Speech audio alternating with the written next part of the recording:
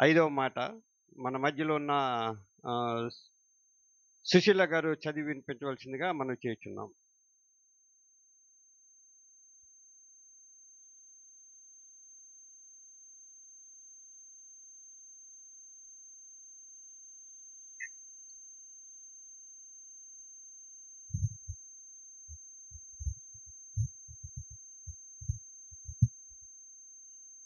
అటు తరువాత సమస్తమును అప్పటికే సమస్తమైనదని యేసు ఎరిగి లేఖనము నెరవేరినట్లు నేను దప్పికొనుచున్నాననెను.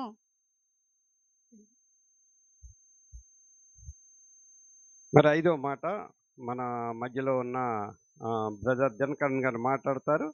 ఈ దినకరన్ గారి కోసం మన మధ్యలో ఉన్న పాస్టర్ గారు ప్రార్థన చేయవలసిందిగా మనవి చేయుచున్నాం.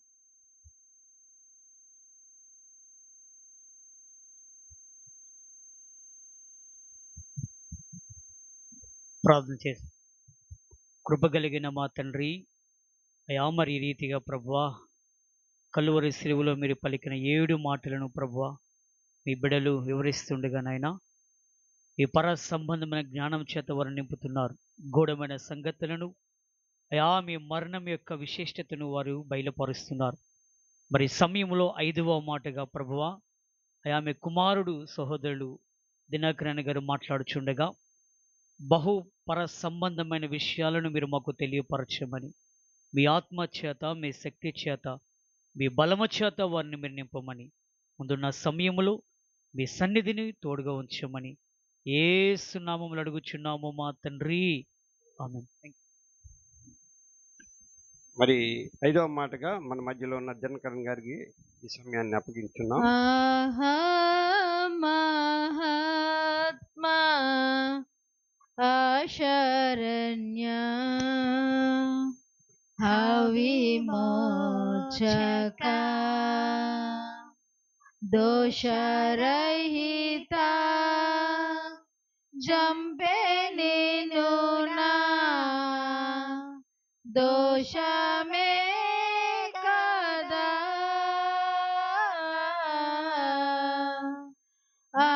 మహాత్మా అశరణ్య విమోచక దప్పికొను చున్నంటంచు చెప్పితివి కదా ఇప్పగిరిని పాదనుందా ఏమి నీకు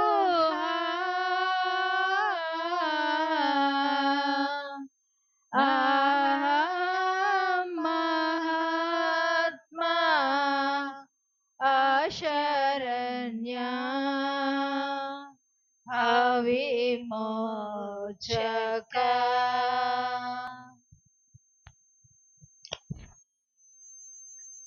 యేసుక్రీస్తు వారిని నమ్ముకొని ఆయన అడుగుజాడల్లో నడుస్తూ ఆయన వెంబడిస్తున్న ప్రియ సహోదరులారా అందరికీ ప్రభువైన యేసుక్రీస్తు వారి నామంలో వందనాలు తెలియజేస్తూ, ఆయన మన కొరకు మనకు బదులుగా సిలువలో ఘోరమైన శ్రమను అనుభవించి మరలా తిరిగి 3వ దినమున లేచి పరమునకు కొనుక్కోబడ్డాడు. అయితే ఆయన సిలువలో పలికిన 5వ మాట ఏంటంటే, యోహాను సువార్త 19:28-29 వచనంలో చూసుకుంటే, అటు తర్వాత సమస్తమును అప్పటికి సమాప్తమైనదని యేసు ఎరిగి లేఖనము నెరవేరినట్లు నేను దప్పిగొనుచున్నానని. ఇక్కడ ఏమనుంది? నేను దప్పిగొనుచున్నాను, ఐ థ్రస్ట్ అని పలుకుచున్నాడు. ఈ పదం యొక్క అర్థం మనం చూసుకుంటే ద వర్డ్ ఆఫ్ సఫరింగ్ అని పేర్కొనవచ్చు. సిలువలో అనేక వేదనలు పడుతూ ఘోర శ్రమలు అనుభవిస్తూ యేసుక్రీస్తు వారు పలికిన 5వ మాటని మనం 3 విభాగాలుగా తీసుకోవచ్చు.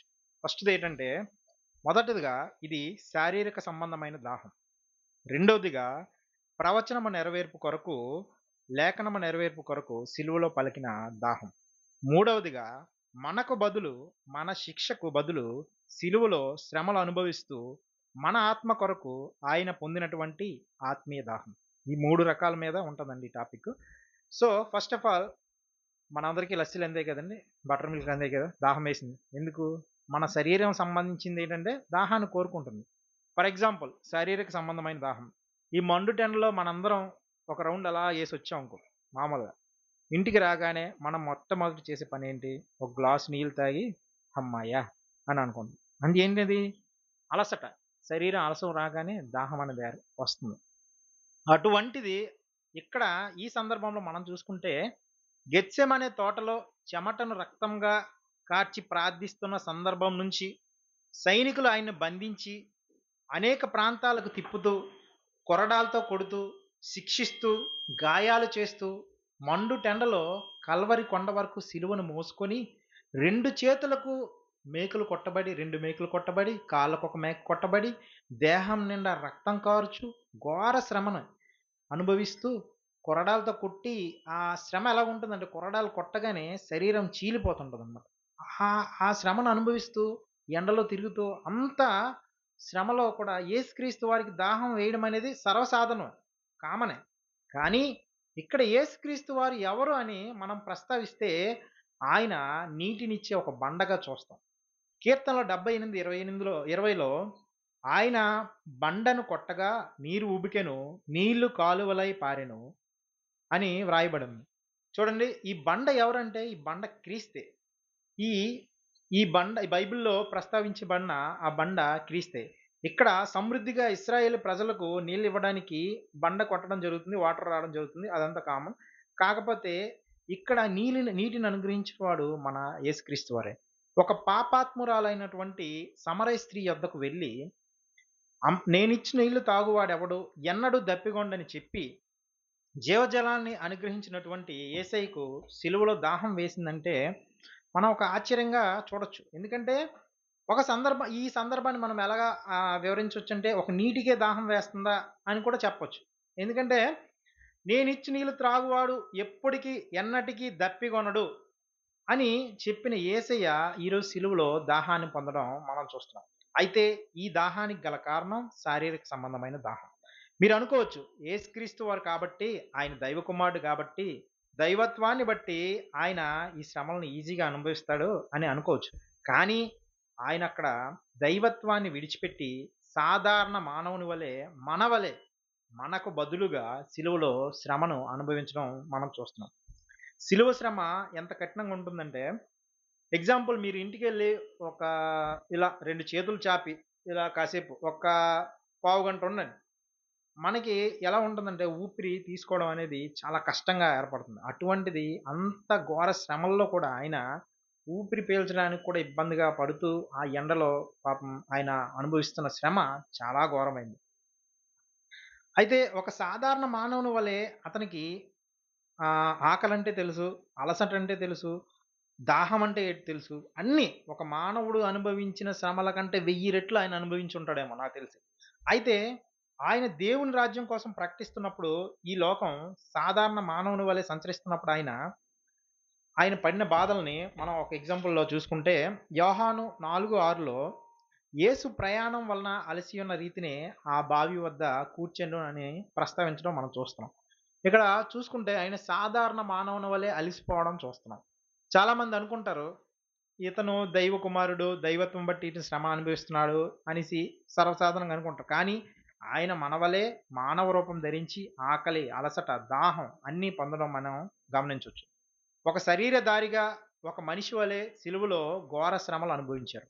అదేవిధంగా యోహాను సువార్త 4:8లో ఆయన శిష్యులు ఆహారం కొనుటకు ఊరిలోకి వెళ్ళి ఉండిరని ప్రస్తావించబడింది. ఎందుకోసం? ఆకలిగా ఉన్నారు కాబట్టి ఆహారం కోసం వెళ్ళారు.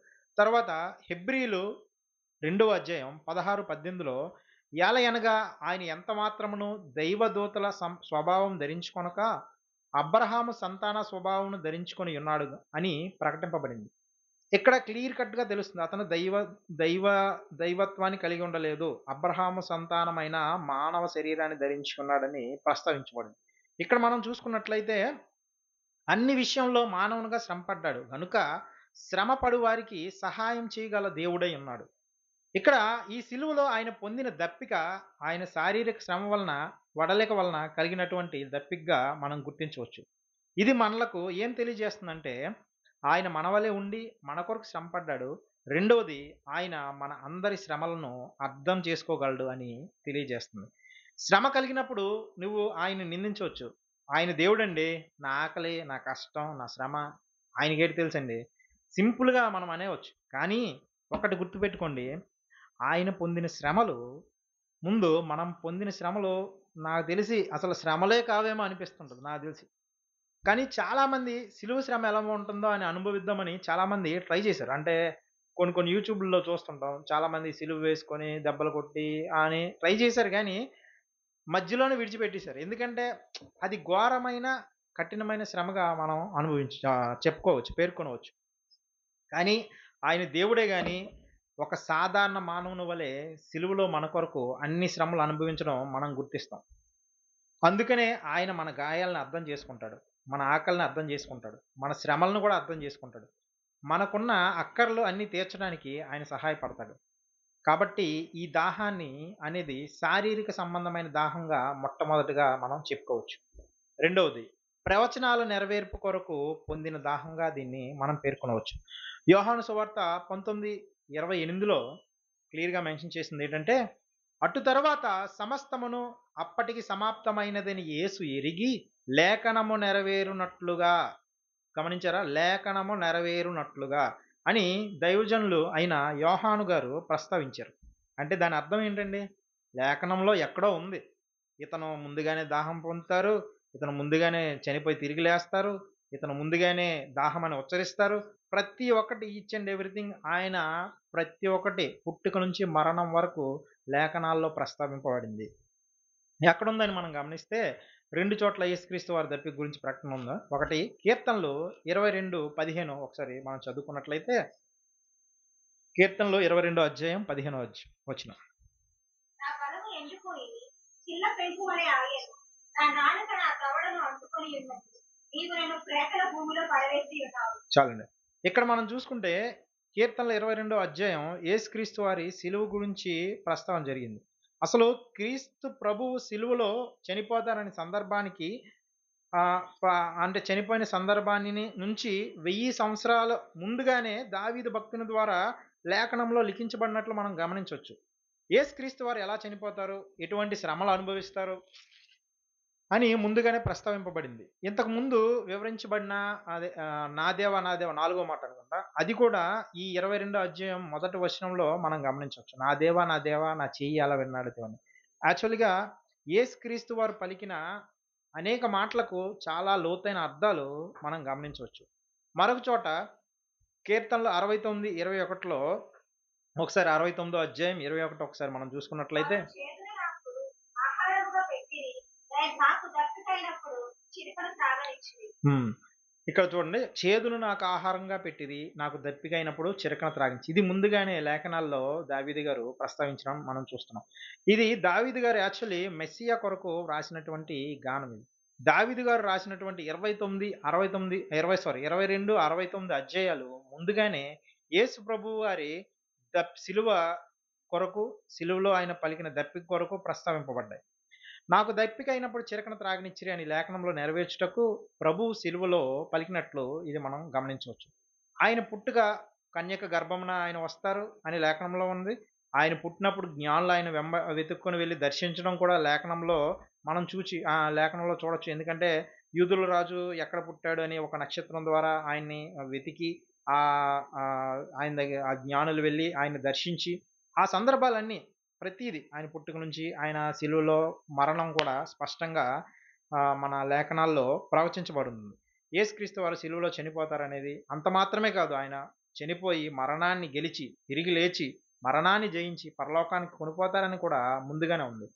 ఎగ్జాంపుల్ ఏంటంటే కీర్తనలు 80వ అధ్యాయం 8 నుంచి 16 వరకు ఒకసారి మనం చదువుకుంటే, నీవు ఐగుప్తులో నుండి ఒక ద్రాక్షవల్లిని తెచ్చితివి, అన్యజనులను వెళ్ళగొట్టి దాన్ని నాటితివి, దానికి తగిన స్థలము సిద్ధపరిచితివి.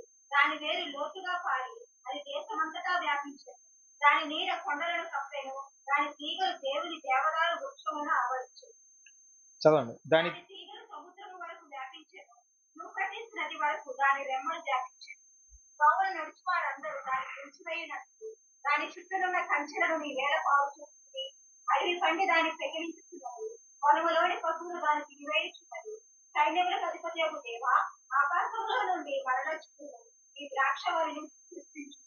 నీ కుడి చెయ్యి నాటింది. నాటిన మొక్కను సాయం, నీ కొరకు నువ్వు ఏర్పరచుకున్న కొమ్మను సాయం. ఒక్క నిమిషం. ఇక్కడ కొమ్మ అన్న దగ్గర ఒకటి అని రాసింది కదండి. కిందన చూసుంటే మూల భాషలో కుమారుని అని ఉంది. అది నీ కొరకు నువ్వు ఏర్పరచుకున్న కొమ్మను కాయము, అది అగ్ని చేత కాల్చబడి ఉన్నది, నరకబడి ఉన్నది అని దేవుడు ముందుగానే మనకి ప్రస్తావించడం జరిగింది. ఇశ్రాయేలీయులు జనాంగము అప్పుడు ఐగుప్తులో నుంచి విముక్తి పొందినప్పటి నుంచి ఆయన కాచిన మొక్కను, ఆయన కుమారుడు అంటే మన కొరకు సర్వమాలి పాప పరిహారార్థం సిలువలోకొచ్చి చనిపోయిన ప్రతి ఒక్క విషయం అనేది లేఖనాల్లో మనం నెరవేర్చినట్లు మనం చూసుకోవచ్చు. సో, క్రీస్తు యేసు దప్పిక లేఖనం నెరవేర్పు కొరకు జరిగిందని మనం చెప్పుకోవచ్చు. ఇప్పుడు 2 సందర్భాల్లో, ఒకటి శారీరక సంబంధమైన చెప్పబడింది, రెండవది లేఖనం సంబంధించబడింది చెప్పింది. ఇది మూడవదిగా ఇది ఆత్మీయ దాహం. ఆత్మీయ దాహం అంటే మన కొరకు యేసుక్రీస్తు వారు పొందిన ఆత్మీయ దాహం.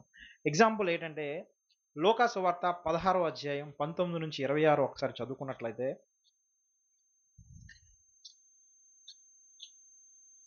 ధనవంతుడొకడు ఉండెను. అతడు ఊదా రంగు బట్టలను సన్నపు నార వస్త్రములను ధరించుకొని ప్రతి దినము బహు కష్టపడుచుండువాడు. లాజరుడు ఒక దరిద్రుడు ఉండెను. వాడు కురుపులతో నిండిన వాడే. ధనవంతుని ఇంట వాకిట పడేది. ఒక్క నిమిషం అండి. 24 నుంచి ఒకసారి చదివండి డైరెక్ట్. మనకి సమయం తక్కువగా ఉంది. అబ్రహామా, నా యందు కనికరపడి తన వేలి కొనను నీళ్ళలో ముంచి నా నాలుకకు చల్లార్చుటకు లాజరును పంపుము. నేను ఈ అగ్ని జ్వాలలలో యాతన పడుచున్నానని కేకలు వేసి చెప్పాను. ఓకే. అందుకు అబ్రహాము, వారుడా, నీవు నీ జీవిత కాలమందు నీకు ఇష్టమైనట్టు సుఖముగా అనుభవించుదు. అలాగునే లాజరు కష్టము అనుభవించని జ్ఞాపకము చేసుకోను. ఇప్పుడైతే చాలండి. యాక్చువల్లీ ఇది మనందరికీ తెలిసిందే. ధనవంతుడు లాజరు యొక్క స్టోరీ. ఎందుకంటే ధనవంతుడు అనేవాడు ఈ లోకంలో అనేక సుఖాలని అనుభవించాడు. అతను తలుచుకుంటే కొన్ని వేల మంది పనివాళ్ళు ఉన్నారు. అతను కూర్చుని తిన్నంత తరగని ఆస్తి, మనవలు కూడా తరగని ఆస్తి అతని దగ్గర ఉంది. కానీ లాజర్ అనే ఒక దరిద్రుడు ఉన్నాడు. అతను కురుపుల చేత అదే ఒక పేదవాడు, దరిద్రుడు. అతను కురుపుల చేత, కుక్కల చేత నాకించబడినవాడు. అతను అనేక శ్రమలు అనుభవించాడు. సో, ఇద్దరిని మనం ఎగ్జాంపుల్‌గా చూసుకుంటే ఇద్దరు చనిపోతారు. ఫస్ట్ ధనవంతుడు చనిపోతాడు, లాజరు చనిపోతాడు. కానీ ధనవంతుడు చనిపోయినప్పుడు ఎక్కడికెళ్ళాడండి? నరకానికెళ్ళాడు. లాజరు చనిపోయినప్పుడు ఎక్కడికెళ్ళాడు? తండ్రి అయిన అబ్రహాం రొమ్మున కూర్చునున్నాడు. అప్పుడు ధనవంతుడు పడుతున్న బాధేంటంటే, ఒకప్పుడు ఈ లాజరు నా కాలు కింద ఉండేవాడు. నేను ఇలాగెళ్తుంటే పెంట కుప్ప మీద కూర్చుని ఉండేవాడు. నేను ఇన్ని సుఖభోగాలు అనుభవించాను. నేనిప్పుడు ఈ నరకంలో ఇంత కష్టాన్ని అనుభవిస్తున్నాను. నాకు ఆ లాజరు చేత ఒక చిన్న కొనవేని చేత నీటిని ఇప్పించగలవా అని బతిమలాడుకుంటున్నాడు. ఆ దాహం అనేది మనం పొందకూడదనే యేసుక్రీస్తు వారు మనకు బదులుగా సిలువలో చనిపోవడం జరిగింది. ఈ నరకం అనేది మనకి నిత్య నరకం అనేది ఉంది. అట్లాగే పరలోక రాజ్యం కూడా ఉంది. కానీ ఈ పరలోక రాజ్యానికి చేరుకోవాలంటే ఒక్క యేసుక్రీస్తు రక్తం ద్వారా తప్ప ఇంకెవ్వరి ద్వారా కూడా మనం వెళ్ళలేము. అదే నరకానికి వెళ్ళాలంటే సింపుల్‌గా ఏం లేదు. మనం ఈ లోకంలో జీవిస్తే నార్మల్‌గా జీవిస్తున్న జీవితమే ఎగ్జాంపుల్. అలా జీవించినట్లయితే నరకానికెళ్తాం. కానీ అప్పుడు అనుభవించే దాహం అనేది మనం పొందకూడదని మనకు బదులుగా యేసుక్రీస్తు వారు సిలువలో దాహాన్ని పొందడం మనం గమనించవచ్చు. క్రీస్తు ప్రభువారు సిలువలో 39 కొరడాలు, అంటే ఒకటి తక్కువ 40 దెబ్బలు పొంది ఉన్నారు. ఆ 2 చేతులు అలా ఉంచితే ఆ లంగ్స్, ఆ ప్రభావం, అవన్నీ, ఆ కష్టాలనేవి మనం అనుభవించకూడదనే యేసుక్రీస్తు వారు మన కొరకు ఆయన చనిపోబడ్డారు. ముళ్ళ కిరీటం ధరించబడ్డారు. ముళ్ళ కిరీటం ధరించినప్పుడు తెలుసు కదండీ, తల నుంచి రక్తం కారుతుంది. అనేకులు తిట్టారు, కొట్టారు. యేసుక్రీస్తు వారు లాభాలు పొందిన చాలా మంది జనాలే అతనికి వ్యతిరేకంగా సిలువ వేయండి, సిలువ వేయండి అని మాట్లాడడం కూడా మనం చూసాం. ఒకానొక సందర్భంలో 5,000 మందికి 5 రొట్టెలు 2 చేపలు పంచిన ఆ రొట్టె తిన్న ప్రజలే రొట్టెకి బదులు రాళ్ళను కూడా అతని మీదకి ఇసిరారు. ఇన్ని నిందలు పడ్డారు, ఇన్ని హింసలు పడ్డారు దేనికోసం అనుకుంటే, ఒక్క మన మనం నరకంలో పడే దాహం మనం పొందకూడదని మనకు బదులుగా ఆయన సిలువలో దాహాన్ని పొందుతున్నారు. కానీ ఇది ఎంతవరకండి? ఎంతవరకంటే మనం ఈ లోకంలో జీవించి ఉన్నంత వరకే. మార్పు చెందకపోతే మనం కూడా నిత్య నరకానికి వారసులమవుతాం. మార్పు చెందిన వాళ్ళమైతే మనం పరలోకానికి వారసులమవుతాం. ఒకానొక సందర్భంలో జడ్జిమెంట్ అంటూ వస్తుంది. ఒక ఎగ్జాంపుల్ నేను చెప్పి ముగిస్తానండి. ఒక దొంగ ఉన్నాడండి. ఒక దొంగ, అతనికి దొంగతనం చేయడం అలవాటు. ఒకానొక రోజు ఒక 10,000 అమౌంట్ ఒక వ్యక్తి పర్స్ నుంచి దొంగలించడం జరిగింది. అటుగా వెళ్తున్న జనాలు అతన్ని పట్టుకొని తంతుంటే ఒక పెద్ద మనిషి వచ్చి "అయ్యా బాబు కొట్టకండి తెలియక చేశాడు" అని అతనికి బదులు ఇతను 10,000 ఇవ్వడం జరిగింది. అదే విధంగా రెండోసారి కూడా వేరే ఒక సందర్భంలో దొంగతనం చేస్తే అతనికి బదులు ఇదే పెద్ద మనిషి అలా కారులో వెళ్తుండగా చూస్తున్నప్పుడు ఆ దొంగను చూసి బాబు అతను క్షమించండి తెలియక చేశాడులే అని అదే అమౌంట్‌ని ఇవ్వడం జరిగింది. ఇలా పలు సందర్భాల్లో చేయడం మొదలెట్టాడు. ఈ దొంగకు ఒక కాన్ఫిడెన్స్ జరిగింది. వచ్చిందేంటంటే ఓకే. నేను ఏ తప్పు చేసినా ఈ క్షమించడానికి ఇతను ఉన్నాడులే అనే ఒక ధైర్యం అతనికొచ్చింది. అప్పుడు ఒకానొక సందర్భంలో ఏటి చేశాడంటే ఈ దొంగ ఒక పెద్ద అమౌంట్‌ని ఒక బ్యాంకులో ఎక్కడో దొంగతనం చేశాడు.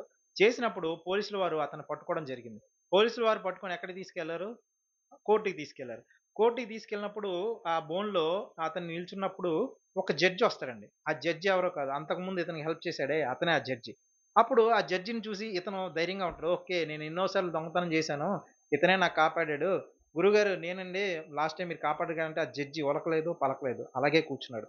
అప్పుడు ఇతను ధైర్యం ఏంటి? ఓకే. ఈ శిక్ష కూడా నేను తప్పించుకుంటాను. ఎలాగోలాగా ఈ జడ్జి నాకు ఫేవర్ చేస్తాడనుకున్నాడు గానీ, జడ్జిమెంట్స్ ఇచ్చిన టైంకి ఏటి చేశారంటే అతనికి జైలు శిక్షని జడ్జిమెంట్ రాయడం జరిగింది. ఎందుకంటే ఆ తర్వాత అడుగుతాడు ఈ దొంగ. "అదేంటి గురువుగారు బయట మీరు అన్ని సార్లు నాకు హెల్ప్ చేశారు. తీర్పొచ్చేసరికల్లా మీరు ఎందుకు నాకు హెల్ప్ చేయలేదంటే, ఇది తీర్పు.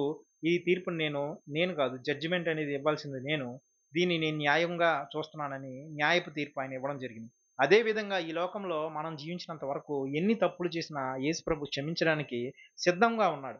అలాగని క్షమిస్తున్నాడు కదా అని మనం ప్రతిసారి పాపం చేసుకుంటూ పోతే మరణం అనేది ఒకానొక సందర్భంలో ఉంటుంది. ఆ మరణం అనుభవించినప్పుడు గ్యారంటీగా తీర్పులో మనం నిత్య నరకానికి వెళ్తాం. నిత్య నరకంలో దాహం అనేది మనకి నిత్యం ధనవంతుడు అనుభవించినటువంటి ఘోరమైన దాహాన్ని మనం అనుభవిస్తాం. అటువంటి దాహం అనుభవించకూడదని యేసుక్రీస్తు వారు మనకు బదులుగా సిలువలో చనిపోవడం జరిగింది.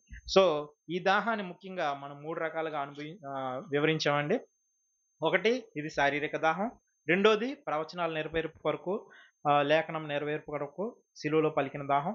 మూడవది మనకు బదులు మన శిక్షకు బదులు సిలువలో శ్రమలు అనుభవిస్తూ మన ఆత్మ రక్షణ కొరకు ఆయన పొందినటువంటి ఆత్మీయ దాహం. సో, ఇంతటితో ఈ వాక్యాన్ని నేను ముగిస్తున్నాను. ఒకవేళ నేను తప్పులుగా చెప్పుంటే నన్ను క్షమించండి. దేవుని నామానికే మహిమ కలుగును గాక.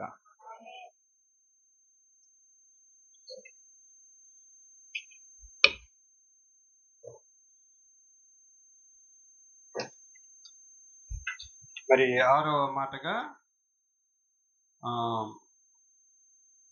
యోహాను రాసిన సువార్త 19వ అధ్యాయం 30వ వచనము. మన మధ్యలో ఉన్న